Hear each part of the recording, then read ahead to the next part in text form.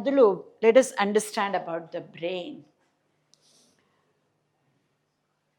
Scientific ಆಗಿ ಅರ್ಥ ಮಾಡೋದಕ್ಕಿಂತ ಮುಂಚೆ Emily Dickinson, I think 18th century or 19th century American poet.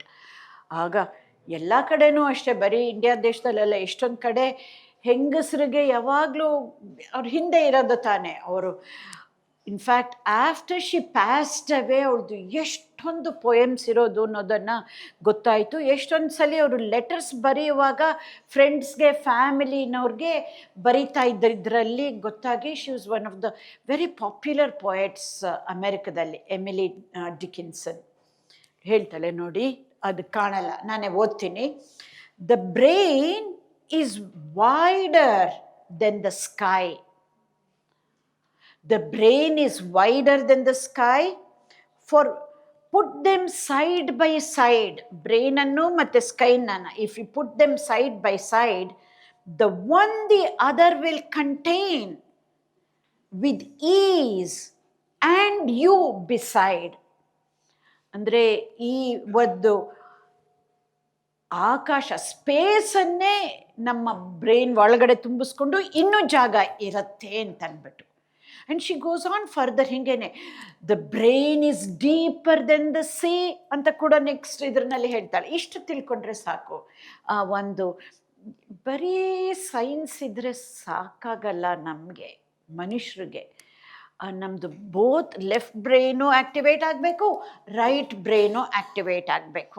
ಅದನ್ನೇ ನಾವು ಬ್ರೈನು ಮತ್ತು ಹಾರ್ಟ್ ಅಂತ ಹೇಳ್ತೀವಿ, ರೈಟ್ ಬ್ರೈನನ್ನು ಅಷ್ಟೇ. ಕಾಗ್ನಿಟಿವ್ ಅಪ್ರೋಚು ಬೇಕು, ಎಮೋಷ್ನಲ್ ಅಪ್ರೋಚು ಬೇಕು.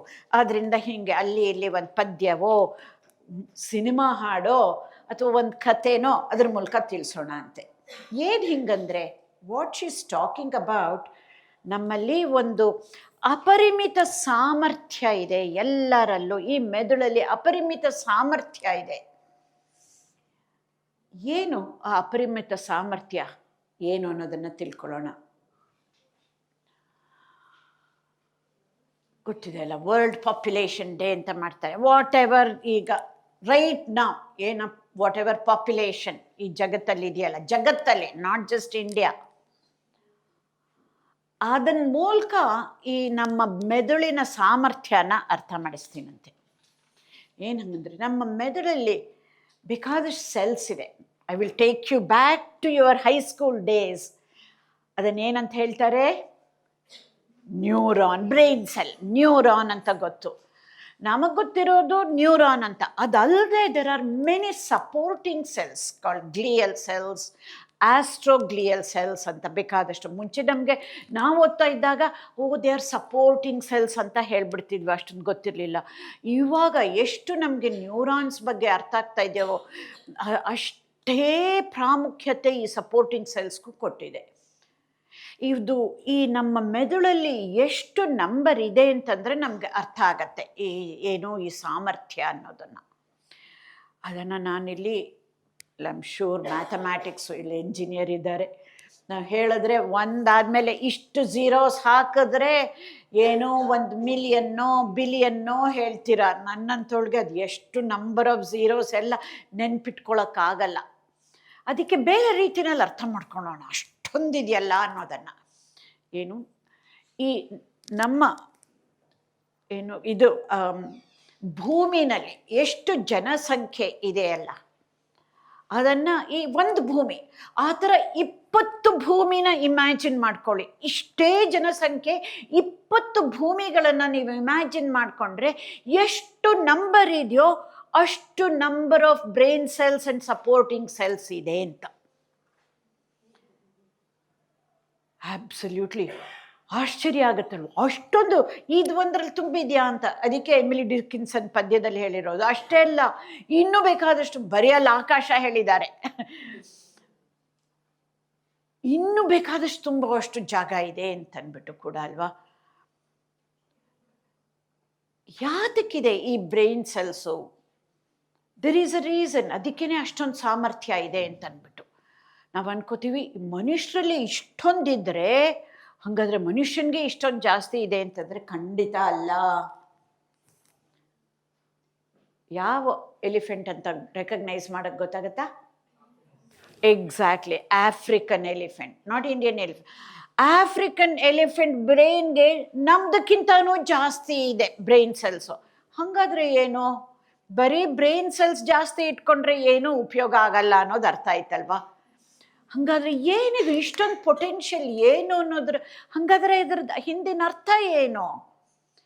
ಬರೀ ಒಂದೊಂದೇ ಸೆಲ್ ಇದ್ರೆ ಸಾಕಾಗಲ್ಲ, ಆ ಒಂದೊಂದು ಸೆಲ್ಲನ್ನು how it communicates with many other cells. ಹೆಂಗೆ ನಾನು ಒಬ್ಳು ಇಲ್ಲಿ 50 ಜನಕ್ಕೆ ನಿಮಗೆ ಹಿಂಗೆ ಕಮ್ಯುನಿಕೇಟ್ ಮಾಡ್ತಾ ಇದ್ದೀನೋ, ಅದೇ ಥರ ಒಂದೊಂದು brain cell can communicate up to thousands and thousands of other brain cells ನಮ್ಮಲ್ಲಿ. ಅದು ಬಹಳ ಮುಖ್ಯ ಅಂತ ತೋರಿಸುತ್ತೆ ಇದನ್ನು ನೋಡಿದಾಗ. ಈ ಜನಸಂಖ್ಯೆ ಮತ್ತು ಆಫ್ರಿಕನ್ ಎಲಿಫೆಂಟಲ್ಲಿ ನಮಗಿಂತ ಜಾಸ್ತಿ ಇದೆ ಅಂತಂದಾಗ, ದೆನ್ ಹಾಗಾದರೆ ಬರೀ not just the number of brain ಸೆಲ್ಸನ್ನು ಮಾತ್ರ ತಗೊಳ್ಳೋದಲ್ಲ, ಅದು ಹೆಂಗೆ ಬೇರೆ ಬೇರೆ ಸೆಲ್ಸ್ ಜೊತೆ ಕಮ್ಯುನಿಕೇಟ್ ಮಾಡುತ್ತೆ ಅನ್ನೋದನ್ನು ಅರ್ಥ ಮಾಡ್ಕೊಳ್ಬೇಕು ಅಂತ. ಹಾಗಾದರೆ ಅದನ್ನು ಹೆಂಗೆ ಅರ್ಥ ಮಾಡ್ಕೊಳ್ಳೋದು?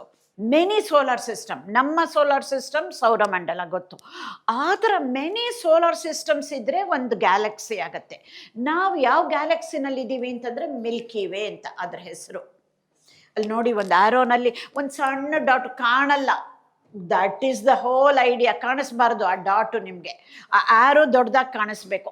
ಅಲ್ಲಿ ಇರೋದು ನಾವು ಅರ್ಥ ಇರೋದಲ್ಲಿ ಅಷ್ಟು ಸಣ್ಣದು, ಇಷ್ಟು ದೊಡ್ಡ ಮಿಲ್ಕಿ ವೇ. ನಮ್ಮಲ್ಲಿ ಒಂದೊಂದು ನ್ಯೂರಾನು ಬೇಕಾದಷ್ಟು ಅದರ್ ನ್ಯೂರಾನ್ಸ್ ಜೊತೆ ಕಮ್ಯುನಿಕೇಟ್ ಮಾಡುತ್ತಲ್ಲ. ಈ ಒಂದು ಗ್ಯಾಲಕ್ಸಿನಲ್ಲಿ ಎಷ್ಟು ನಕ್ಷತ್ರಗಳಿದೆಯೋ ಅದಕ್ಕಿಂತ ಹೆಚ್ಚಾಗಿ ಅಟ್ಲೀಸ್ಟ್ ಅಷ್ಟಾದ್ರೂ ಕನೆಕ್ಷನ್ಸ್ ಇದೆ ಅಂತ ಗೊತ್ತಾಗುತ್ತೆ. Can you imagine this? It's unbelievable. If I were not to be a neuroscientist, ಇದನ್ನು ಹೇಳಿದರೆ ನೀವು ನಂಬ್ತಾನೆ ಇರಲಿಲ್ಲ, ನಂಗೆ ಗೊತ್ತು. ಏನು ಹಂಗಂದ್ರೆ ಇವಾಗ ಹೇಳ್ತೀನಿ ಎಷ್ಟು ಅಂತನ್ಬಿಟ್ಟು. ಇನ್ನೊಂದು ರೀತಿಯಲ್ಲಿ ನೋಡೋಣ.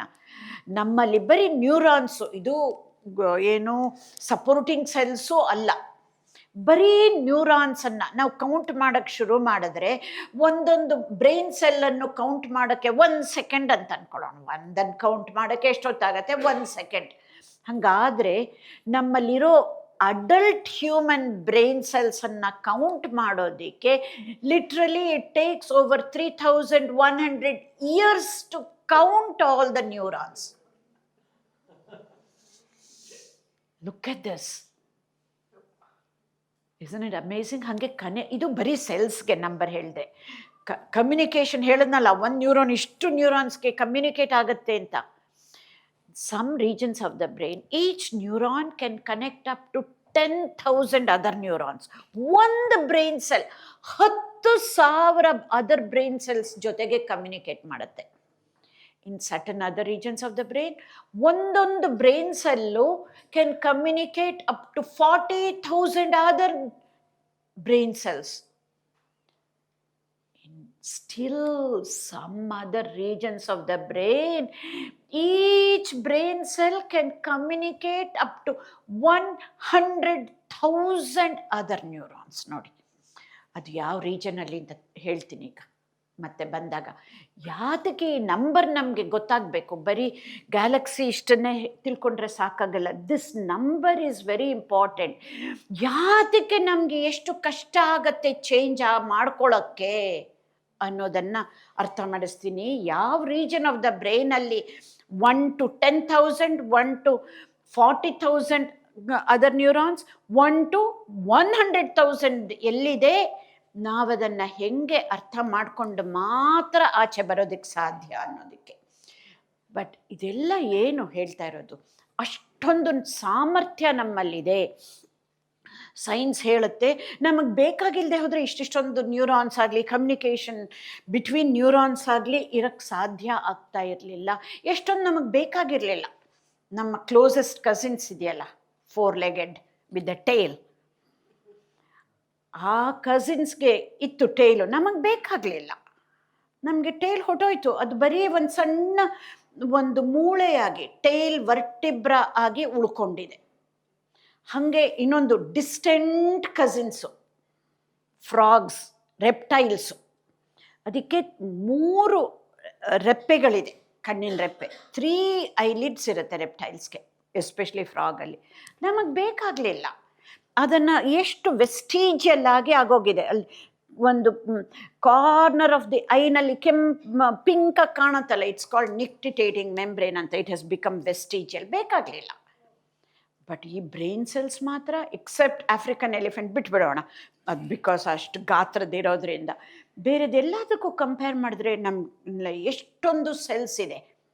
ಬರೀ ನಂಬರ್ ಆಫ್ ಸೆಲ್ಸ್ ಅಲ್ಲ ಮುಖ್ಯ, ಹೆಂಗೆ ಎಲ್ಲಿ ಕಮ್ಯುನಿಕೇಟ್ ಮಾಡತ್ತೆ ಅನ್ನೋದು, ಅದು ಅರ್ಥ ಆಯಿತು. ಬಟ್ ಅದಕ್ಕೂ ಇನ್ನು ಮುಂದೆ ಹೋಗಿ ಹೇಳ್ತೀನಿ, ಯಾತಕ್ಕಾಗಿ ನಾವು ಈ ಬ್ರೈನ್ ಸೆಲ್ಸ್ ಉಪಯೋಗಿಸ್ತೀವಿ, ಯಾತಕ್ಕಾಗಿ ಇದು communication between neurons and between other ಸೆಲ್ಸನ್ನು ಉಪಯೋಗಿಸ್ತೀವಿ ಅನ್ನೋದು ಇನ್ನೂ ಜಾಸ್ತಿ ಇಂಪಾರ್ಟೆಂಟ್. ನಮಗೆ ಗೊತ್ತಿದ್ದು ಗೊತ್ತಿಲ್ಲದೆ ಇದನ್ನೆಲ್ಲ ಉಪಯೋಗಿಸ್ಕೊಂಡು we are where we are today. We are so successful in our careers and we are moving forward to be even more successful. ಇನ್ನೂ ಖುಷಿಯಾಗಿರೋದಕ್ಕೆ, ಇನ್ನೂ ಸಕ್ಸಸ್ಫುಲ್ ಆಗಿರೋದಕ್ಕೆ ಜೀವನ ನಡೆಸ್ತಾ ಇದ್ದೀವಿ. ಬಟ್ ಅಷ್ಟೇ ಸಾಕಾಗಲ್ಲ. We need to be evolving. ವಿಕಸನ ಹೊಂದೋದಕ್ಕೆ ಇಷ್ಟೊಂದು ಬ್ರೈನ್ ಸೆಲ್ಸು, ಇಷ್ಟೊಂದು ಕಮ್ಯುನಿಕೇಷನ್ ಕೇಪಬಿಲಿಟಿ ಇದೆ ಅಂತ. ಅದಕ್ಕೆ ಅಲ್ಲಿ ಭಾಗವತದಲ್ಲಿ ಹೇಳ್ತಾರೆ, ಬ್ರಹ್ಮಾವಲೋಕಧೀಶನಂ ಅಂತ. ಅಂದರೆ ಏನು, ನಮಗೆ ಮನುಷ್ಯರಾಗಿ ಮುಕ್ತಿ ಹೊಂದೋದಕ್ಕೆ ಬರೀ ಮನುಷ್ಯರಾಗಿ, only human beings have that capability. ಯಾವ ಆ್ಯನಿಮಲ್ಸ್ಗೂ ಮುಕ್ತಿ ಹೊಂದಕ್ಕೆ ಅವಕಾಶ ಇಲ್ಲ. ನಮಗೆ as human beings only we have the cerebral capacity, brain capability, because of this unlimited potential that we have. ಇದಕ್ಕಾಗಿ ನಾವು ಉಪಯೋಗಿಸ್ಕೋಬೇಕು ಅನ್ನೋದನ್ನು. ಬರೀ ಸರ್ವೈವ್ ಆಗಿ ಸಕ್ಸಸ್ಫುಲ್ ಆಗಿರೋದು ಒಂದೇ ಅಲ್ಲ, ಟು ಬಿ ಇವಾಲ್ವಿಂಗ್. ನಮಗೆ ಗೊತ್ತಿದೆಯೋ ಇಲ್ವೋ, ನಾವು ಮನುಷ್ಯರಾಗಿ ಹುಟ್ಟಿರೋದು ಇದಕ್ಕಾಗಿ. We are born as human beings to be evolving. ಇದು ವೈಜ್ಞಾನಿಕವಾಗಿ ಹೇಳಿದ್ರೆ, ನಾವು ಸ್ಪಿರಿಚುವಲ್ ಆ್ಯಂಗಲಲ್ಲಿ, ಸ್ಕ್ರಿಪ್ಚರಲ್ ಆ್ಯಂಗಲಲ್ಲಿ ತಗೊಂಡ್ರೆ, we are born as human beings to attain salvation, to attain mukti, to be free. This is how. ಈಗ ಇಷ್ಟು ನ್ಯೂರೋಸೈನ್ಸ್ ರಿಸರ್ಚ್ ಆಗಿದೆ ಅಂದರೆ, ಈ ನಮ್ಮ ಆಧ್ಯಾತ್ಮ ಮತ್ತು ವಿಜ್ಞಾನ ಅಷ್ಟು ಹತ್ತಿರ ಬಂದಿದೆ ಅಂತ ತಿಳ್ಕೊಬಹುದು ಇದರಿಂದ. ಇದು ಒಂದು ವಿಷಯ. ಆದರೆ ಬ್ರೈನಲ್ಲಿ ಮತ್ತೊಂದು ವಿಚಾರ, ನಮ್ಮ ಮೆದುಳು, ಬ್ರೈನ್ ಆಫ್ ಅವರ್ಸ್ ದೊಡ್ಡ ಮೆಡಿಕಲ್ ಸ್ಟೋರ್. ಎಷ್ಟು ಇರುತ್ತಲ್ಲ ಔಷಧಿಗಳು ಮೆಡಿಕಲ್ ಸ್ಟೋರಲ್ಲಿ, ಹಾಗೇನೆ ಈ ನಮ್ಮ brain is like A medical store. ಅಂದರೆ ನಮ್ಮ ಒಂದೊಂದು ಆಲೋಚನೆ ಬಂದಾಗಲೂ ಒಂದು ಕೆಮಿಕಲ್ ರಿಲೀಸ್ ಆಗತ್ತೆ, ಒಂದೊಂದು ಭಾವನೆ ಉಂಟಾದಾಗ್ಲೂ ಒಂದೊಂದು ಕೆಮಿಕಲ್ ರಿಲೀಸ್ ಆಗುತ್ತೆ. Every thought, every emotion, every feeling releases a chemical. Except ಆ ಮೆಡಿಕಲ್ ಸ್ಟೋರಲ್ಲಿ ನಾವು ಎದ್ಕೋತೀವಿ ಎಲ್ಲ ಮೆಡಿಸಿನ್ ಅಂತ ಅಂದ್ಬಿಟ್ಟು. ಎಷ್ಟೊಂದು ಮೆಡಿಸಿನ್ ಸರಿಯಾಗಿ ತೊಗೊಳ್ದೆ ಹೋದರೆ it will also cos us harm, ಗೊತ್ತಿದೆ ನಮಗೆ, ಅದು ಕಷ್ಟನೂ ಕೊಡುತ್ತೆ. ಅದೇ ಥರ ಈ ಕೆಮಿಕಲ್ಸು ಕೂಡ ನಮಗೆ ಕಷ್ಟನೂ ಕೊಡುತ್ತೆ. Whether it is depression or anxiety, it is all because of chemical ಇಂಬ್ಯಾಲೆನ್ಸಿಂದ ಆಗೋದ್ರಿಂದ. ಸೊ ಈ ನಮ್ಮ ಮೆದುಳನ್ನು ಹೇಗೆ ನಮಗೆ ಬೇಕಾಗೋ ಥರ ಆಲೋಚನೆ ಮಾಡಿ, ನಮಗೆ ಬೇಕಾಗೋ ಥರ ಭಾವನೆಗಳನ್ನು ಮೂಡಿಸಿ, ಆವಾಗ ಯಾವ ಥರ ಕೆಮಿಕಲ್ನ ರಿಲೀಸ್ ಮಾಡ್ತೀವಿ ಅನ್ನೋದು ನಮ್ಮ ಕೈನಲ್ಲಿದೆ. This is the whole thing about ಜ್ಞಾನೌಷಧಿ. ಜ್ಞಾನವೇ ಔಷಧಿಯಾಗಿ ಆಗೋದು ಇದರಿಂದ. ನಮ್ಮ ಆಲೋಚನೆಗಳಿಂದ, ನಮ್ಮ ಭಾವನೆಗಳಿಂದ ಯಾವ ಥರ ಕೆಮಿಕಲ್ ರಿಲೀಸ್ ಮಾಡ್ತೀವಿ ಅನ್ನೋದು ಮುಖ್ಯ. ಹೀಗಂದ ತಕ್ಷಣ ಪ್ರಶ್ನೆಗಳು ಬರುತ್ತೆ ನನಗೆ, ಆ ಕೆಮಿಕಲ್ಗಳ ಹೆಸರೇನು ಅಂತ ಅಂದ್ಬಿಟ್ಟು. ನಮಗೆ ಕೆಮಿಕಲ್ ಹೆಸರಿಟ್ಕೊಂಡು ಏನೂ ಉಪಯೋಗ ಇಲ್ಲ. ಅನ್ಲೆಸ್ ವಿ ಆರ್ ಫಾರ್ಮಸಿಸ್ಟ್ ಆದ್ರೂ ಏನೂ ಉಪಯೋಗ ಇಲ್ಲ. We are A drug company which is manufacturing the drugs. ಅವ್ರಿಗೆ ಮಾತ್ರ ಯಾವ ಕೆಮಿಕಲ್ ಆದರೆ ಏನಂತೆ, ಹೆಸರು ನೆನಪಿದ್ರೆ ಏನು, ಹೆಸರು ನೆನಪಿರೋದು ಬೇಕಾಗಿಲ್ಲ ನಮಗೆ. ಯಾವ ಥರದ ಕೆಮಿಕಲ್ ನಮ್ಗೆ ಉಪಯೋಗ ಆಗತ್ತೆ, ಯಾವ ಥರ ಆಲೋಚನೆ ಮಾಡಬೇಕು ಅನ್ನೋದು ಮುಖ್ಯನೇ ಹೊರತು ಕೆಮಿಕಲ್ ಹೆಸರುಗಳು ಅಲ್ಲ. ನಾನು ಹೇಳ್ತಾ ಇದ್ದಂಗೆ ಅಲ್ಲಿ ಹೊಸ ಹೊಸ ಕೆಮಿಕಲ್ಗಳು ಡಿಸ್ಕವರ್ ಆಗ್ತಾ ಇದೆ. ಸೊ ಅದರಲ್ಲಿ ಕೆಮಿಕಲ್ ಹೆಸರು ತಿಳ್ಕೊಳ್ಳೋದಕ್ಕೂ ಏನು ಅಷ್ಟೊಂದು ಪ್ರಯೋಜನ ಇಲ್ಲ, ಬಟ್ ಆದ್ರೂ ಬಂದಾಗ ಹೇಳ್ತೀನಿ.